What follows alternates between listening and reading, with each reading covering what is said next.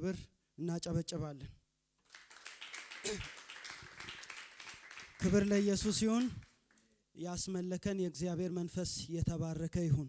በአምልኮ ደግሞ ጌታ በሱ ሆኖ ያስመለከን ወንድማችን እግዚአብሔር ይባርክ በሉት።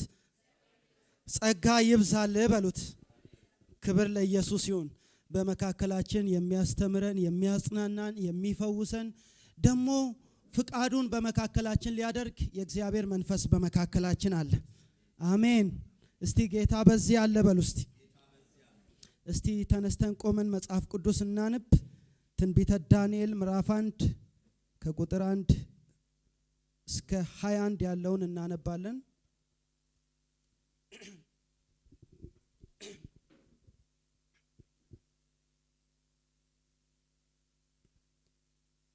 ትንቢተ ዳንኤል ምዕራፍ 1 ከቁጥር 1 የይሁዳ ንጉሥ ኢዮአቄም በነገሰ በሶስተኛው ዓመት የባቢሎን ንጉሥ ናቡከደነጾር ወደ ኢየሩሳሌም መጥቶ ከበባት። ጌታም የይሁዳን ንጉሥ ኢዮአቄምን ከእግዚአብሔርም ቤት ዕቃ ከፍሎ በእጁ አሳልፎ ሰጠው። እርሱም ወደ ሰናዖር ምድር ወደ አምላኩ ቤት ወሰደው። ዕቃውንም ወደ አምላኩ ግምጃ ቤት አገባው።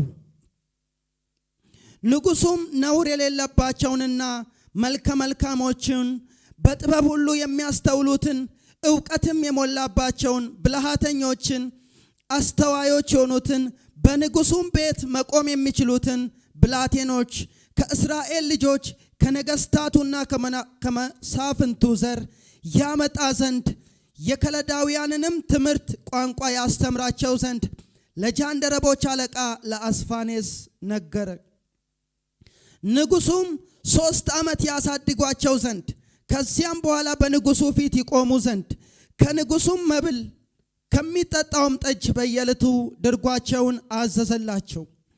በእነዚህም መካከል ከይሁዳ ልጆች ዳንኤልና አናንያ ሚሳኤልና አዛርያ ነበሩ። የጃንደረቦቹም አለቃ ስም አወጣላቸው።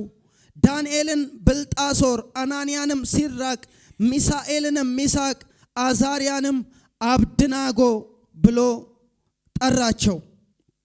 ክብር ለኢየሱስ ይሁን። ቁጥር 8 ዳንኤልም በንጉሡ መብልና በሚጠጣው ጠጅ እንዳይረክስ በልቡ አሰበ። እንዳይረክስም የጃንደረቦቹን አለቃ ለመነ። አዲሱ በእኛ ትርጉም ዳንኤልም በንጉሡ መብልና ወይን ጠጅ እንዳይረክስ ወሰነ ይላል። እንዳይረክስም የጃንደረቦቹን አለቃ ፍቃድ ጠየቀ ይላል። ቁጥር 9 እግዚአብሔርም በጃንደረቦቹ አለቃ ፊት ለዳንኤል ሞገስንና ምሕረትን ሰጠው። የጃንደረቦቹም አለቃ ዳንኤልን መብሉንና መጠጡን ያዘዘላችሁን ጌታዬን ንጉሡን እፈራለሁ። በዕድሜ እንደናንተ ካሉ ብላቴኖች ይልቅ ፊታችሁ ከስቶ ያየ እንደሆነ ከንጉሡ ዘንድ በራሴ ታስፈርዱብኛላችሁ አለው። ዳንኤልም የጃንደረቦቹን አለቃ በዳንኤልና በአናንያ በሚሳኤልና በአዛርያ ላይ የሾመውን ሜልዳርን እኛን ባሪያዎችን 10 ቀን ያህል ትፈትነን ዘንድ እለምንሃለሁ። የምንበላውን ጥራጥሬ የምንጠጣውንም ውሃ ይስጡን። ከዚያም በኋላ የእኛ ፊትና ከንጉሡ መብል የሚበሉት የብላቴኖቹ ፊት ተመልከት። እንዳየውም ሁሉ ከባሪያዎቹ ጋር የወደድከውን አድርጋለሁ። ይህንም ነገራቸውን ሰምቶ 10 ቀን ፈተናቸው። ከ10 ቀንም በኋላ ከንጉሡ መብል ከበሉ ብላቴኖች ሁሉ ይልቅ ፊታቸው አምሮ ስጋቸውም ወፍሮ ታየ። ሜልዳርም መብላቸውንና የሚጠጡትን ጠጅ አስቀርቶ፣ ኢየሱስ ጌታ ነው፣ አስቀርቶ ጥራጥሬውን ሰጣቸው። ለእነዚህም ለአራቱ ብላቴኖች እግዚአብሔር በትምህርትና በጥበብ ሁሉ ዕውቀትንና ማስተዋልን ሰጣቸው። ዳንኤልም በራእይና በሕልም ሁሉ አስተዋይ ነበረ። እነርሱም ይገቡ ዘንድ ንጉሥ ያዘዘው ቀን በተፈጸመ ጊዜ የጃንደረቦቹ አለቃ ወደ ናቡከደነጾር ዘንድ አገባቸው። ንጉሡም በተናገራቸው ጊዜ ከብላቴናዎች ሁሉ እንደ ዳንኤልና እንደ አናንያ እንደ ሚሳኤልና እንደ አዛርያ ያለ አልተገኘም። ንጉሡም በንጉሡም ፊት ቆሙ።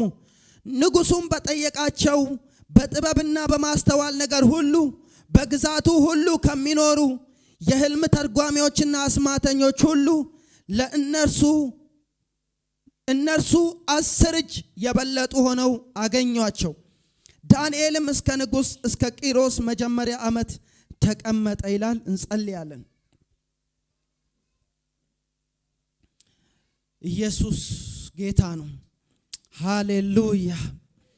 ኢየሱስ ለዘላለም ጌታ ነው። እግዚአብሔርን ወስኖ መከተል በሚል ርዕስ ነው ማገለግላችሁ። መወሰን ማለት መቁረጥ፣ መማል ማለት ነው። እግዚአብሔርን ወስኖ መከተል በሚል ርዕስ የእግዚአብሔርን ቃል እንማራለን። እግዚአብሔር ደግሞ ያስተምረናል። መንፈስ ቅዱስ ደግሞ በመካከላችን አለ። ኢየሱስ ጌታ ነው። ቀኝ እጅ ማንሳት መሸነፍ ነው። ሁላችሁም ወደ እግዚአብሔር ቀኝ እጆቻችንን አንስተን እንጸልያለን። አቤቱ በሰማይና በምድር ያለ ስልጣን ሁሉ በሰማይና በምድር የተሰጠ የናዝሬቱ ኢየሱስ እናመሰግንሃለን። ስም የተባረከ ይሁን። በላይ በሰማይ የሚመስል የለም፣ ተባረክ። በታች በምድር የሚመስል የለም፣ ተባረክ። አንተ ብቻህን ኃያል ነህ፣ ተባረክ። አንተ ብቻህን ታላቅ ነህ፣ ተባረክ። አንተ ብቻ ሉዓላዊ ነህ፣ ተባረክ።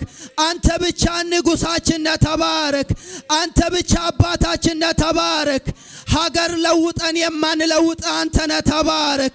ጊዜያቶች ሲለወጡ የማትለወጥ አንተ ነህ፣ ተባረክ። እኛ ራሳችን በአንተ ላይ ስንለወጥ ሳትለወጥ በታማኝነት የተሸከምከን የማርከን አንተ ነህና ስም የተባረከ ይሁን። አቤቱ ጉልበታችን ሆይ ስም ይባረክ። አቤቱ ውበታችን ሆይ ስም ይባረክ። አቤቱ ድምቀታችን ሆይ ስም ይባረክ። ብራሃጃንያ ሴካታያ የተነሱብንን ሁሉ እየበተንክ ያመጣህን፣ ጠላት የቆፈረውን ጉድጓድ ሁሉ እየዘጋ ያመጣህን፣ ጠላት ያስቀመጠው ወጥመድ ሁሉ እየሰበርክ ያመጣህን፣ በድል ያመጣህን አንተ ነህና ስም የተባረከ ይሁን። የሕዝብ ሞገስ አንተ ነህና ተባረክ። የሕዝብ ጠባቂ አንተ ነህና ተባረክ። እስቲ እጆቻችሁን ከፍ አድርጉና ተባረክ በሉስ። ድገሙና እስቲ በኃይል ተባረክ በሉስ። የሚረባንን ነገር የምታስተምረን፣ የሚረባንን ነገር የምታስታጥቀን፣ ነፍሳችንን ዕለት ዕለት ከሕይወቱ ወንዝ የምታጠጣን፣ ነፍሳችንን ዕለት ዕለት ከሕይወት እንጀራ የምታበላን፣ ስንደክም ብርታታችን፣ ስንራብ ጥጋባችን፣ ስንጠማ እርካታችን፣ ብቸኝነት ሲሰማን ሙላታችን፣ ከቤታችንና ከውስጣችን የማትጎድል ሃሌሉያ ኢየሱስ እናመሰግንሃለን። ስምህ ለዘላለም የተባረከ ይሁን። እቺ ዓለም ሰላም የላትም፣ ሰላማችን አንተ ነህ። እቺ ዓለም ረፍት የላትም፣ ረፍታችን አንተ ነህ። እቺ ዓለም አልተረጋጋችም፣ መረጋጋታችን በአንተ ነው። ስምህ የተባረከ ይሁን። አሁን ብቻ አይደለም ለዘላለምን እናርፋለን። የዘላለም ደስታችን ነህ፣ የዘላለም ረፍታችን ነህ፣ የዘላለም መኖሪያችን ነህ። ስምህ ይባረክ። ጌታ ሆይ እስከ ጽዮን ድረስ ካንተ ጋር እንድንኖር እርዳን። ጌታ ሆይ እስከ መንግስት ድረስ ምራን። ቃልን ደግሞ አስተምረን። የሚሰማ ጆሮ በኢየሱስም ስጠን። የሚሰማ ልብ በኢየሱስም ስጠን። ቃሉን የሚያቀል መንፈስ የተወጋ ይሁን። ከፍ አድርጉ። ፕራጋዲያ ላቫኒያ ኮሴ ፓራዳባጃኒያስ በጌታ በኢየሱስም ቃሉን የሚያቀል መንፈስ የተወጋ ይሁን። በጌታ በኢየሱስም የተወጋ ይሁን። የእስሊው አለቃ የተወጋ ይሁን። እዚህ አካባቢ ላይ የሚያደባ መንፈስ በጌታ በኢየሱስም ይወጋ። በጌታ በኢየሱስም ይወጋ። እነግራለሁ፣ በሽታ ከእግዚአብሔር ቃል አያልፍም። ተራራ ከእግዚአብሔር ቃል አያልፍም። ችግር ከእግዚአብሔር ቃል አያልፍም። የቃሉ ተገዳዳሪ በኢየሱስም ይውደቅ። ባካችሁ እስቲ ይውደቅ በሉስት። ድገሙና ይውደቅ በሉስት። ዲያላ ካታካባ ሴፓራዳ ባጃኒያስ ድገሙና ባይል ይውደቅ በሉስት። ድገሙና ባይል ይውደቅ በሉስት። በጌታ በኢየሱስ ስም የወደቀ ይሁን። በኢየሱስ ስም የወደቀ ይሁን። ዳጎን መንፈስ የወደቀ ይሁን። የሕዝብ ተገዳዳሪ፣ የመንፈስ ቅዱስ ተጋዳዳሪ፣ የእግዚአብሔር ቃል ተጋዳዳሪ፣ ምንም አታመጡም እያለ ከእግዚአብሔር ሕዝብ ጋር የሚገዳደር የዳጎን ኃይል እገለብጠዋለሁ በጌታ በኢየሱስ። መሠዊያው የተገለበጠ ይሁን። ሄይ ዙፋኑ የተገለበጠ ይሁን። መንግስቱ የተገለበጠ ይሁን። ሄይ በኢየሱስ ስም የወደቀ ይሁን። ራጃንያ ሴ ኢላሃቫንያ ኮሳ ተራ ሰዎች አይደለንም እነግርሻለሁ። ዝም ብለን አምልከን ለመበተን አልመጣንም። ዝም ብለን ሰምተን ለመበተን አልመጣንም። እኛ አምላክ ያለን ህዝቦች ነን። ኢየሱስ ለዘላለም ጌታ ነው። ንጉሥ ነኝ የሚል መንፈስ የወደቀ ይሁን። አለቃ ነኝ የሚል መንፈስ የወደቀ ይሁን። ገናና ነኝ የሚል መንፈስ የወደቀ ይሁን። ኧረ በኢየሱስ ስም የወደቀ ይሁን። ኧረ በኢየሱስ ስም የወደቀ ይሁን። ኧረ በኢየሱስ ስም የወደቀ ይሁን። የእግዚአብሔር መልአክ ያሳድዳችሁ። የእግዚአብሔር እሳት ይብላችሁ። ጂሰስ ሃሌሉያ። እግዚአብሔር ሆይ ስም ይባረክ። ቃልን ባርክልን በጌታ በኢየሱስ ስም። ሃሌሉያ። ኢየሱስ ጌታ ነው። አሜን አሜን። እግዚአብሔርን ወስኖ መከተል በሚል ርዕስ የእግዚአብሔርን ቃል እንካፈላለን። እስቲ እግዚአብሔርን ወስኖ መከተል በሉ እስቲ። እንግዲህ ትንቢተ ዳንኤል ጸሐፊው ዳንኤል ነው። የተጻፈው ደግሞ በ530 ዓመተ ዓለም አካባቢ ዳንኤል ከመሞቱ ጥቂት ቀደም ብሎ ነው። የተጻፈበት ዓላማ ደግሞ የእስራኤል አምላክ ሉዓላዊ አምላክ ነው የሚል ነው። ይሄ ማለት ሊገድል፣ ሊያኖር፣ ሊያጠፋ፣ ሊያበዛ የወደደውን ለማድረግ እግዚአብሔር ሉዓላዊ አምላክ ነው ማለት ነው። ክብር ለኢየሱስ ይሁን። ክብር ለእግዚአብሔር ይሁን። 120 ዓመት ብኖር እግዚአብሔር ሉዓላዊ ነው። ከዚህ ወጥቼ ብሞትም እግዚአብሔር ምንድነው? ሉዓላዊ ነው። የወደደውን እግዚአብሔር የሚያደርግ ነው የሚል ጥቅልል ሐሳብ አለው ትንቢተ ዳንኤል። ይህ ክፍል እንግዲህ የሚናገረው ኢየሩሳሌም ወደ ባቢሎን እንደተማረከችና ከተማረከች በኋላ ደግሞ የተፈጸመውን ታሪክ ይናገራል። ይህም ደግሞ የይሁዳ ንጉሥ ኢዮአቄም የተባለ በነገሰ በስንተኛው ዓመት? በ3ኛው ዓመት ንጉሥ ናቡከደነጾር መጥቶ ምን አላት ይላል? ከበባት ይላል። ናቡከደነጾር የባቢሎን ንጉሥ ነው እና በ605 ዓመተ ዓለም 597 ዓመተ ዓለም 586 ዓመተ ዓለም ላይ በ3 ዙር የባቢሎን ንጉሥ መጥቶ የይሁዳን ሕዝብ ሁሉ ሰብስቦ ወዴት ሄደ? ወደ ባቢሎን ማርኮ ሄደ። ይህም የሆነበት ምክንያት ደግሞ እስራኤል እግዚአብሔርን ባለመታዘዟ፣ ሰንበትን ባለማክበሯና ጣዖታትን በማምለኳ ምክንያት እግዚአብሔር ለምርኮ ምድር አሳልፎ ሰጣቸው። እንግዲህ አሁን የእስራኤል ሕዝብ ሁሉ የይሁዳ ሕዝብ ሁሉ ወዴት ተማርኮ ሄዷል? ወደ ባቢሎን ተማርኮ ሄዷል። እና ወደ ባቢሎን ተማርከው በሄዱበት ምድር ላይ የባቢሎን ንጉሱ ናቡከደነጾር የከለዳውያንን ቋንቋና ትምህርት ለማስተማር ከእስራኤል ከነገስታቶችና ከመሳፍንቶች መካከል ምንን አስመረጠ ይላል? ሰውን አስመረጠ ይላል። ምክንያቱም እነዚህ ሰዎች ምን አያውቁም? ቋንቋው ለነሱ አዲስ ነው። ባህሉ ለነሱ አዲስ ነው። አስተምሯቸው ሁሉ አዲስ ነው። ስለዚህ ማርኮ ከወሰዳቸው በኋላ የባቢሎናውያንን ቋንቋ፣ የባቢሎናውያን ስነ ጽሑፍ፣ የባቢሎናውያንን ባህል ለማስተማር ከእስራኤል ሕዝብ ከነገስታት ከመሳፍንት መካከል ሰዎችን ምን አለ ይላል? አስመረጠ ይላል። ሲያስመርጥ ነውር የሌለባቸውን መልከ መልካሞችን ዕውቀትና ማስተዋል ያላቸውን ጥበብ የሞላባቸውን ብልሃተኞችንና በንጉሥ ፊት ምን ማለት የሚችሉትን መቆም የሚችሉትን አስመረጠ። ካስመረጣቸው በኋላ ምን አደረገ? ለ3 ዓመት ያክል ካስተማራቸው በኋላ ምን ለማድረግ? የንጉሥ ቤት ውስጥ ደግሞ ምን እንዲሆኑ? አገልጋዮች እንዲሆኑ ለማድረግ አስመለመለ።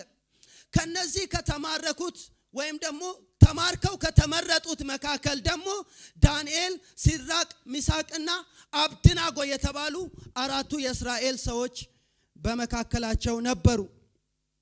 እና በተማረኩበት ምድር የጃንደረቦቹ አለቃ ስሞቻቸውን ምን አደረገ ይላል? ቀየረ ይላል። ምን ብሎ ቀየረ?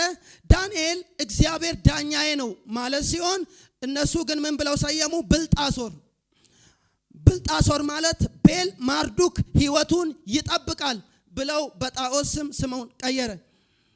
አናንያ ማለት እግዚአብሔር ጸጋን ይሰጣል ማለት ነው። እነሱ ግን ሲድራቅ ብለው ስማቸውን ቀየሩ። እሱ ምን ማለት ነው? የአኩ ትእዛዝ ማለት ሲሆን የሱሜራውያን የጨረቃ አምላክ ብሎ ስማቸውን ቀየረ። ሚሳኤል ማለት እንደ እግዚአብሔር ያለ ማን ነው ማለት ሲሆን ሚሳቅ ብለው ስሙን ቀየሩ። እንደ እግዚአብሔር ያለ ማን ነው የሚለውን ስም እንደ አኩ ያለ ማን ነው? አኩ የሚባል ጣዖት አለ፣ እንደሱ ያለ ማን ነው ብለው ስሙን ቀየሩት። አሳሪያ ማለት እግዚአብሔር ይረዳል ማለት ሲሆን አብድናጎ ብለው ስሙን ቀየሩት። አብድናጎ ማለት የኔጎ ወይም የጌቦ አገልጋይ፣ የጣዖት አገልጋይ ብለው ስሞቻቸውን ቀየሩ።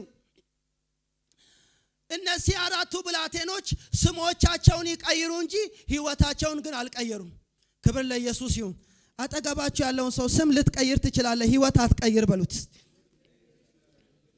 ድገሙና በሉት እስቲ። አዎ በጣዖታት ስም ስሞቻቸውን ከለወጡ በኋላ እነዚህ ሰዎች ግን የሚኖሩት እንዴት ነው? እስራኤል ላይ እንደኖሩ ነው። ሀገር ቀየሩ እንጂ ሕይወት አልቀየሩም። ስም ቀየሩ እንጂ ሕይወት አልቀየሩም። እንደውም ምን ይላል? እንግዲህ በሄዱበት ምድር ለ3 ዓመት ያክል የሚበሉትና የሚጠጡት ምግብ በማን ነው የተበጀተው? በንጉሱ ነው የተበጀተው። ምግቡ ግን ምን አይነት ምግብ ነው? ጠጁም ይሁን ስጋውም ይሁን ባላመጣባቸዋለሁ ለጣዖት የተሰዋ ነው።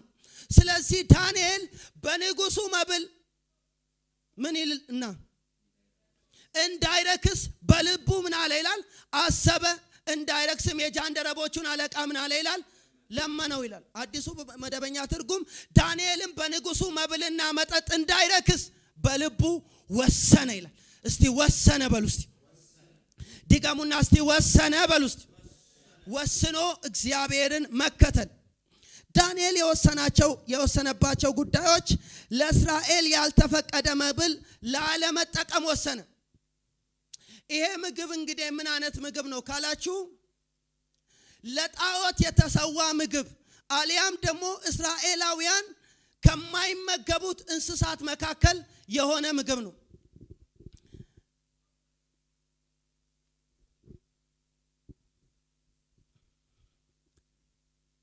ስጋውም ሆነ ወይን ጠጁም ሆነ ለምን ለጣዖት ከተሰዋ በኋላ ከጣዖት የተረፈውን አምጥተው ለምን ይሰጣሉ? ለነዚህ ተማሪዎች ይሰጣሉ። ይሄ ደግሞ እስራኤላዊን ምን ያደርጋል? ያረክሳል። ስጋ ነው ነገር ግን ያረክሳል። ወይን ጠጅ ነው፣ ጥሩ መጠጥ ነው ነገር ግን ምን ይላል? ያረክሳል። ዳንኤል ግን በዚህ መብል እንዳይረክስ፣ በዚህ መጠጥ እንዳይረክስ አልበላም አልጠጣም አለ። ምክንያቱም መጽሐፍ ቅዱሳችን አንደኛ ቆሮንቶስ 10:21 ላይ የአጋንንትን ጽዋና የጌታን ጽዋ ልትጠጡ አትችሉም ይላል። የጌታን ማዕድና የአጋንንትን ማዕድ ልትበሉ ምን አትሉም ይላል? አትችሉም ይላል። የኃጢአትን እንጀራና ውሃ ላለመጠጣት መወሰን አለብን። ዛሬ 40 ደቂቃ ሰብኬ አንድ ውሳኔ ላይ ካልደረስን ምንም አይጠቅም። አጠገባችሁ ያለውን ሰው ወስን በሉት። አዎ የኃጢአትን እንጀራና የኃጢአትን ውሃ ላለመጠጣት ምን ማለት አለብን? መወሰን አለብን። ኃጢአት ያለበት ፎቅ 10 G+10 የሚገባ በኃጢአት ነው የተገነባው፣ እግዚአብሔር የለበትም። በኃጢአት የተከፈተ ሱቅ 1000 ጊዜ ደንበኛ ይኑረው፣ እግዚአብሔር የለበትም። እግዚአብሔር አልባረክም። ጣዖት ሊባርክ ይችላል። እግዚአብሔር የሌለበትን እንጀራና ውሃ ላለመጠጣትና ላለመብላት ምን ማለት አለብን? መወሰን አለብን። ዕብራውያን ምዕራፍ 11 ላይ ስለ ሙሴ ሲናገር ሙሴ ካደገ በኋላ ወዳጆቹ ያማረ ልጅ መሆኑን ምን አሉ ይላል? አዩ ይላል። ከዛ በኋላ ወረድ ብሎ እንደዚህ ይላል። ሙሴም ይላል በፈርዖን ቤት የልጅ ልጅ እንዳይባል በእምነት ምን አለ ይላል? እምቢ አለ ይላል። በንጉሥ ቤት በደስታ ከመኖር ይልቅ ከእግዚአብሔር ሕዝብ ጋር ምንን መረጠ ይላል? መከራን መረጠ። ለምን? ብድራቱን ትኩር ብሎ ምን ብሏልና? ተመልክቷልና። ኢየሱስ ጌታ ነው። በንጉሥ ቤት ከሚገኝ ደስታ ይልቅ፣ በንጉሥ ቤት ከሚገኝ ባለጠጋ ይልቅ ከእግዚአብሔር ሕዝብ ጋር ምን ሆናለሁ? በምድረ በዳ እንከራተታለሁ አለ። ለምን? ብድራቱን ትኩር ብሎ ተመልክቷልና። ኢየሱስ ጌታ ነው። በጌታ በኢየሱስም ብድራታችሁን መመልከት ይሁንላችሁ። አይኖቻችሁ በጌታ በኢየሱስም ፊት ለፊታችሁ ላይ ይሁን። እስቲ ባካችሁ አሜን በሉ። እስቲ ወስናለሁ በሉ።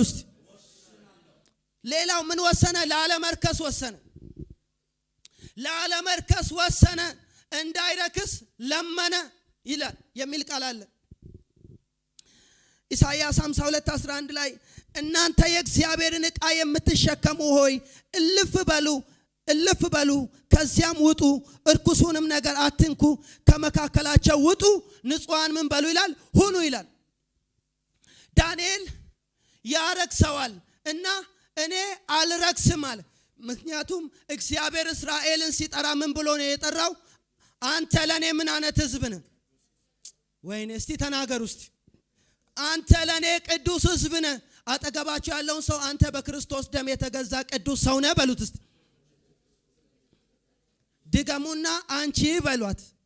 አንተ በሉት በክርስቶስ ደም የተገዛሽ ቅዱስ ሰው ነህ፣ ቅዱስ ሰው ነሽ በሏት። ክብር ለኢየሱስ ይሁን።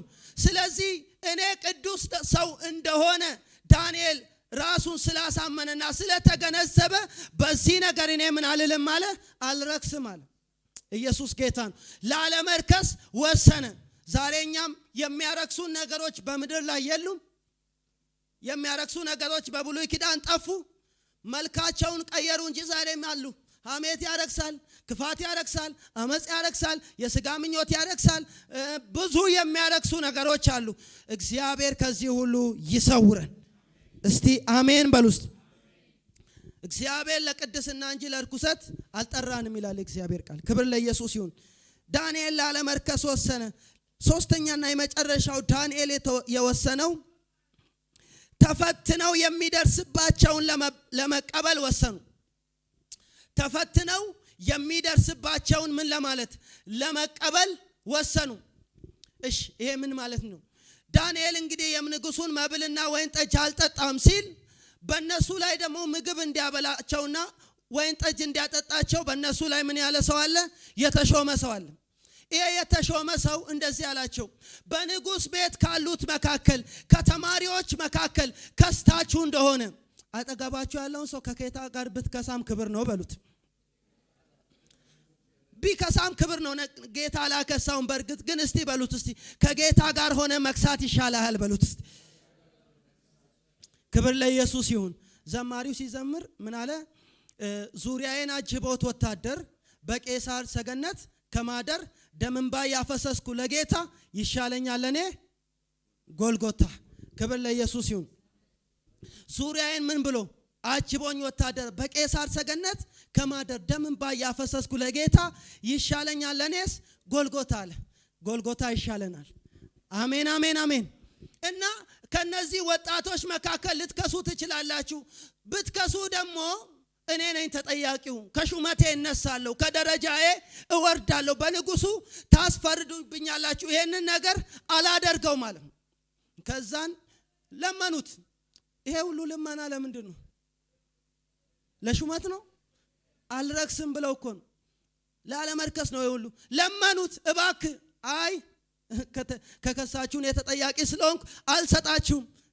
የሚገርም ነው። ስጋ ብሉ አልበላም ብለው እኮ እየተከራከሩ ነው። ኧረ ጠጣ፣ አልጠጣም። እኛ ብንሆን እኔ በሆን ልበልሽ በኋላ ጌታን ምሕረት ለምናለሁ። ጌታ ወይ እባክህ የትምህርቱን በር እኮ የከፈትከው አንተ ነህ። ያው አንተ በከፈትከው በር ነው የበላሁት ነው የምንለው። አንተ በከፈትከው በር እኮ ነው የጠጣው ነው የምንለው። ዳንኤል ግን አላመቻቸም። አንረክስም፣ ጥራጥሬ ስጡን፣ ጎመን ምናምን ቅጥል ጎመን ምናምን ካለ ጎመን ምናምን ካለ ወይ ቆሎ ምናምን ጥራጥሬ ነገር ካለ ስጡን። ከሱ ጋር ደግሞ ምን ውሃ ጨምረ ንጹህ ውሃ፣ ኢየሱስ ጌታ ነው፣ ንጹህ ውሃ ጋር ስጠን።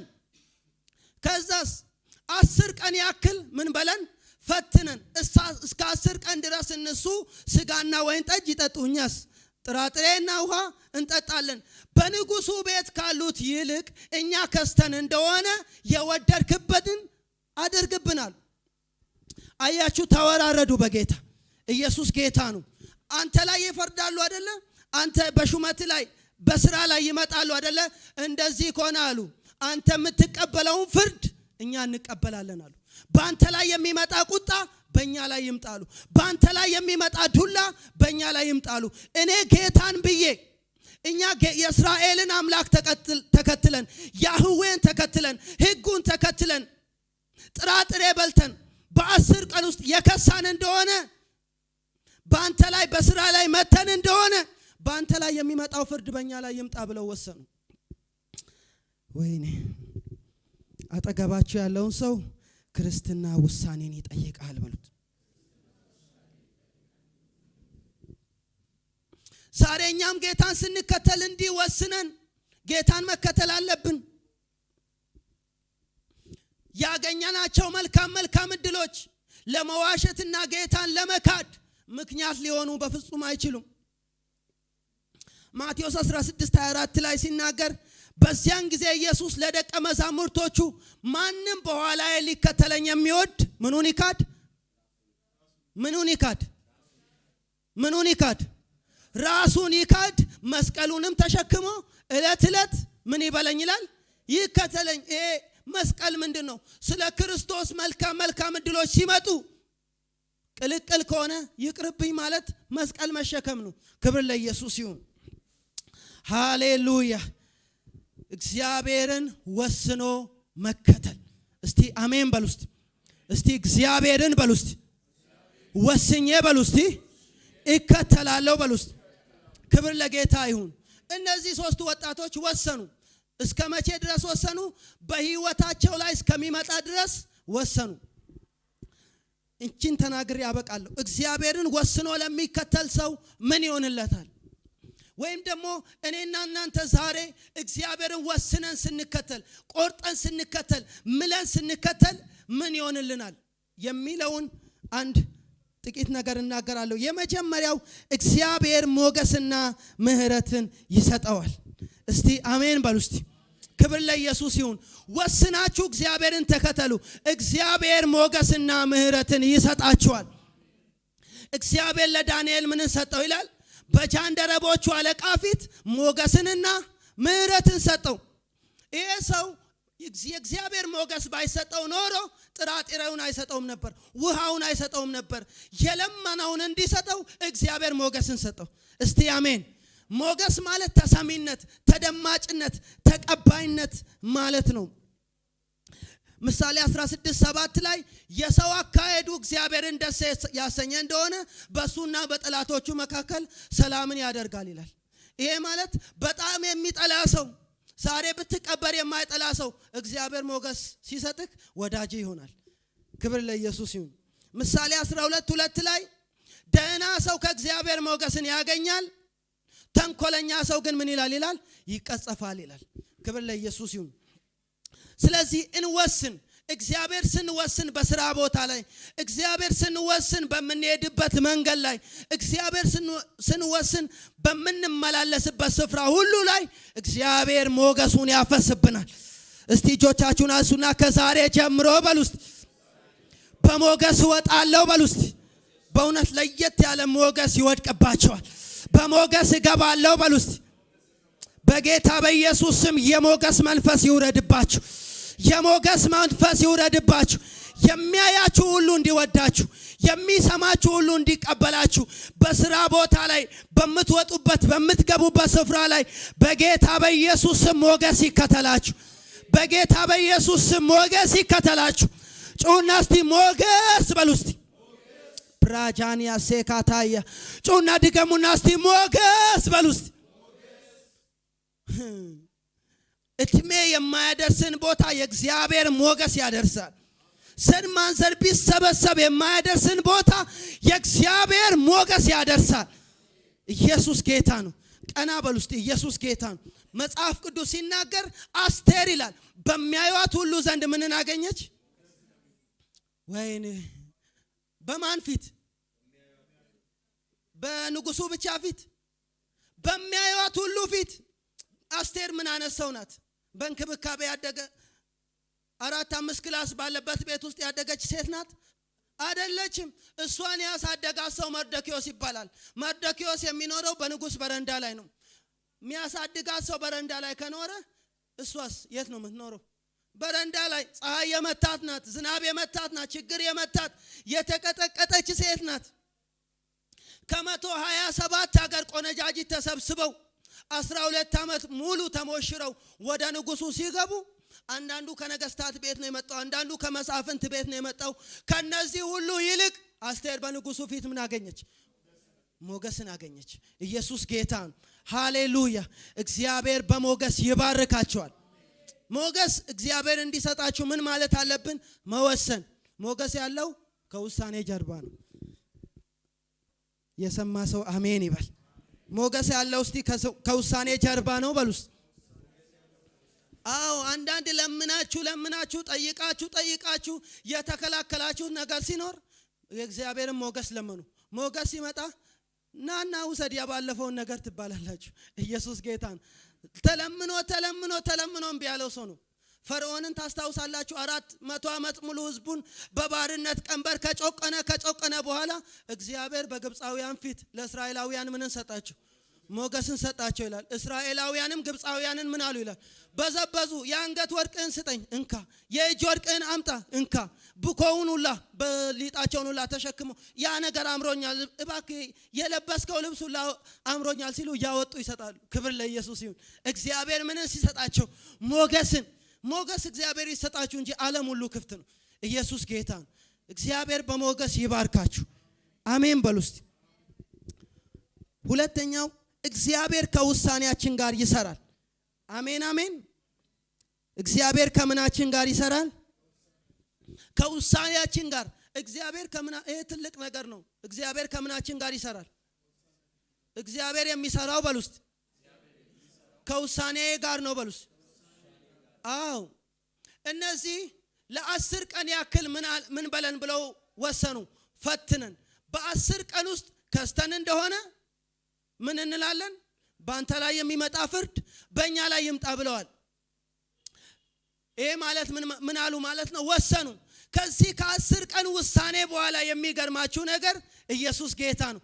የንጉሱን መብል ከበሉት ይልቅ የንጉሱን ወይን ጠጅ ከጠጡት ይልቅ ስጋቸው ወፍሮ ፊታቸው ምን ብሎ ታየ ይላል? አምሮ ታየ ይላል። ኢየሱስ ጌታ ነው። እስቲ አሜን በሉ እስቲ። የሚገርም ነው። ስጋ የበላ ሰውና ወይን ጠጅ የጠጣ ሰውና ጥራጥሬ የበላ ሰውና ውሃ የጠጣ ሰው አስቡት። እነዚህ ጥራጥሬና ውሃ የጠጡት ስጋቸው ወፍሮ መልካቸው ምን ብሎ እስቲ አምሮ በሉ ባካችሁ ታየ። ኢየሱስ ጌታ ነው። ሃሌሉያ። እኛ ለእግዚአብሔር ሐሳብ ለመኖር ስንወስን እግዚአብሔር እኛን ደግሞ በተአምራት የምንኖርበትን ነገር ያዘጋጅልናል። ሰማችሁ?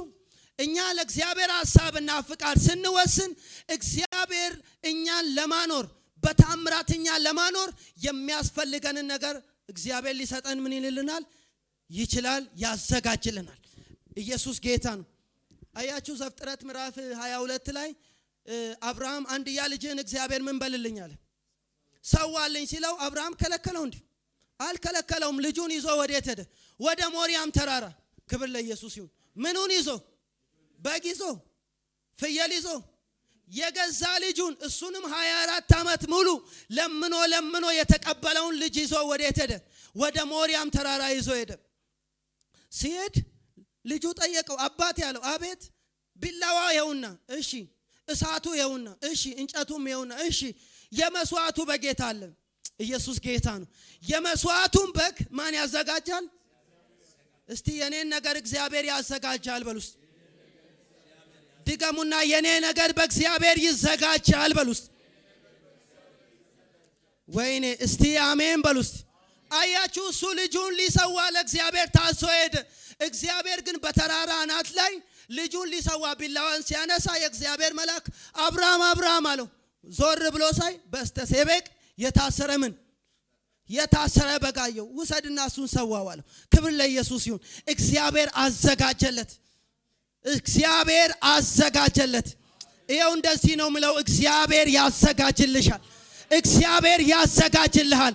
አንተ ወስን የቤትን ነገር እግዚአብሔር ያዘጋጃል። አንቺ ወስኝ። የህይወትሽን ጉዳይ እግዚአብሔር ያዘጋጃል። ሰው የለኝም አትበል፣ እግዚአብሔር ያዘጋጃል። ዘመድ የለብኝም አትበል፣ እግዚአብሔር ያዘጋጃል። መነሻ የለኝም አትበል፣ እግዚአብሔር ያዘጋጃል። አልቫኒያ ኮሴ ፓራዳ ባጃኒያስ። እስቲ እንደዚህ በሉ፣ እግዚአብሔር ያዘጋጅልኛል በሉ። እስቲ በታምራት ይዘጋጅልኛል በሉ። ወይኔ ኢየሱስ ጌታ ነው። ወሰኗ። ምን ብለው ወሰኑ? አንበላም አንጠጣም ብለው ሲወስኑ እግዚአብሔር ከየት እንደመጣ የማይታወቅ ስጋ ውበት። ኢየሱስ ጌታ ነው። ከጌታ ጋር ሆኖ መክሳት የለም። እስቲ አሜን በሉ። እስቲ ከጌታ ጋር ሆኖ መጨምደድ የለም። ከጌታ ጋር ሆኖ መሰቃየት የለም። ሄይ እስቲ አሜን በሉ። እስቲ አንዳንዱ ስጋ እየበላ ሲከሳ፣ አንተ ከጌታ ጋር ሆነ ቆሎ እየበላ በኢየሱስ ስም ትወፍራለህ። አንዳንዱ ወይን ጠጅ እየጠጣ የሌለውን መልክ እኛ ንጹህ ውሃ እየጠጣን እናወጣለን። እስቲ አሜን በሉ። እስቲ ኢየሱስ ጌታ ነው። ኑሮዬን የተአምራት አድርጎታል። የኔኮ ከሰው ሁሉ ለየት ይላል። ኑሮዬን የተአምራት አድርጎታል። የኔኮ ከሰው ሁሉ ለየት ይላል። ትላንትና ናኑሬሃለሁ ዛሬን ደሞ በታምራቴ ሂድ እንጂ ተረጋግተ ኑር ይለኛል ረድኤቴ። ራባጃላላ ቦራዲያና ሴካታየ አልቮስ ብራሃባጃኒያስ። ከጌታ ጋር ወስኑ። ምንም በሌላበት ተረጋግታችሁ ትኖራላችሁ። ምንም አትሆንም፣ ምንም አትሆንም። ከጌታ ጋር ሆነ ምንም አትሆንም። ኢየሱስ ጌታ ነው። ከጌታ ጋር ሆነሽ ምንም አትሆኝም። የሚያሰጋሽ፣ የሚያስፈራሽ፣ የሚያስጨንቅሽ ሁሉ ምንም አያረግሽም። ከጌታ ጋር ሆነሽ ምንም አትሆኝም። ኢየሱስ ጌታ ነው። ሁለት ሐሳብ ልናገርና ልጨርስ፣ ከዛ በኋላ እንጸልያለን። ሌላው እግዚአብሔር ጥበብና ዕውቀትን ማስተዋልን ይሰጠዋል። ለነዚህ ለአራቱ ብላቴኖች እግዚአብሔር በትምህርትና በጥበብ ሁሉ ዕውቀትና ማስተዋልን ምን አላቸው ይላል? ሰጣቸው። እግዚአብሔር ጥበብ ሰጣቸው፣ ዕውቀት ሰጣቸው፣ ማስተዋል ሰጣቸው። አራተኛና የመጨረሻ በልጦ መገኘት ይሆናል። እስቲ አሜን በሉ። እስቲ አሜን በሉ። ወይኔ እስቲ አሜን በሉ። ምን ብሎ መገኘት? አያችሁ፣ የመጨረሻውን ተመልከቱ። እነዚህ አራቱ ብላቴኖች እንግዲህ ስማቸው ተለውጧል፣ ህይወታቸው አልተለወጠም፣ አቋማቸውን አልቀየሩም፣ ከጌታ ጋር ጸንተዋል። ነገር ግን የንጉሱን መብልና የንጉሱን ወይን ጠጅ ከጠጡት ይልቅ ቆሎና ውሃ እየጠጡ ምን ብለው ተገኙ? ምን ብለው ተገኙ? ወይኔ እስቲ ምን ተናገሩ? እስቲ ምን ብለው ተገኙ? እንደውም እንደዚህ ይላል፣ ከዕልም ተርጓሚዎችና ከአስማተኞች። ወይኔ እስቲ አሜን በሉ። እስቲ ከዕልም ተርጓሚዎችና ከአስማተኞች ሁሉ ምን ብለው ተገኙ? ትንቢተ ዳንኤል 6:3 ላይ ዳንኤልም መልካም መንፈስ ስላለው ከአለቆችና ከመሳፍንት ምን ብሎ ተገኘ? በልጦ ተገኘ። ምን ስላለ? እረ ተናገሩ፣ ምን ስላለ? እስቲ ስለወሰነ በሉ። እስቲ ወስኖ እግዚአብሔርን መከተል። ኢየሱስ ጌታ ነው። ወስኖ እግዚአብሔርን የሚከተል ሰው በልጦ ይገኛል። በስራ በልጦ ይገኛል። ሃሌሉያ ሃሌሉያ። በአመስ ከሚነግዱት፣ በአመስ ከሚመላለሱት፣ የንጉሱን ወይን ጠጅና የንጉሱን መብል ከሚበሉት ይልቅ ምን ብለው ተገኙ? ወይኔ ኢየሱስ ጌታ ነው። ከምሪቱ ከተሰባሰቡት አዋቂ ነው ከተባሉት፣ አለቃ ናቸው ከተባሉት ከአስማተኞች ሁሉ ምን ብለው ተገኙ? ዛሬ የብልጫ መንፈስ ያገኛቸዋል። የብልጫ መንፈስ ያገኘኛል በሉስ። እግዚአብሔር ቃሉን ይባርክልን። ተነስተን ቆመን እንጸልያለን። ብራባጃን ያሴ ቬላ ሃዲና ካቶሳባያ ወስኑ